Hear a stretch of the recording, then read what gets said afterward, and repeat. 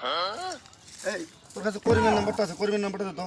শুনেন 017 017 28 28 32 32 290।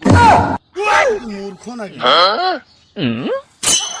এ ভাই ভাই কি এই দেখ কি এক আমায় করে একটা মোবাইল কিনছি। তুই তো নিজের জন্যই মোবাইল কিনবি, কারণ কোনোদিন দেখছিলাম না যে তুই 5টা টাকা সংসারে দিছস। দেই না না এ লোক 5 টাকা।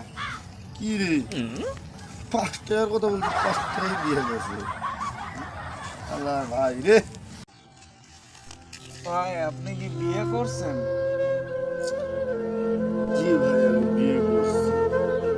বিয়ের পর আগের জীবনটা কেমন?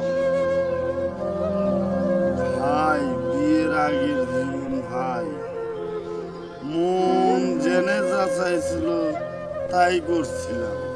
যেখানে যাইতে মন চাইছে সেখানে গেছি, যা খাইতে মন চাইছে তাই খাইছি। আর যদি কোনো জায়গায় ঘুরতে মন চাইছে ভাই মনে স্বাধীন মতো ঘুরছি।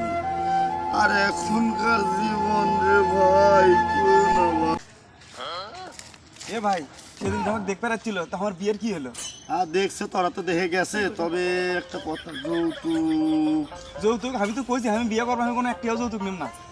আরে তুই কর, যৌতুক তোর দেওয়া লাগবে না। তোর যে সুপার সাইজ, তোর কাছে আরো যৌতুক চাইছে ওরা।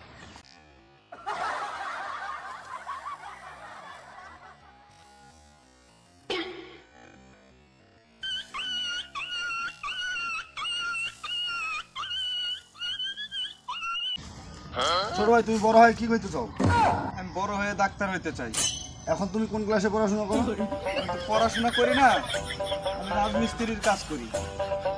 তাহলে তুমি ডাক্তার হবা কেন? ধর বেটা ফাউল। আর পড়াশোনা করো না, রাজমিস্ত্রি কাম করে হবে ডাক্তার। ধর। মাঠে যাও তো 1000, তোমার বৌমাকে ঘুরবার যাবো।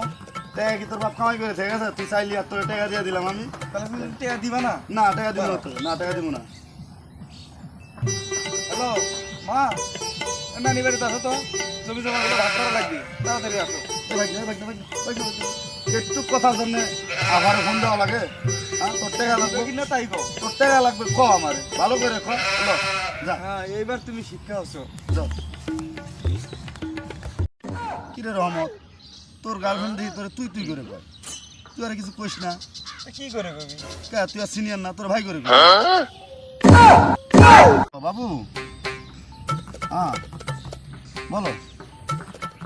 না বাবু আমি এক জায়গায় আসছি।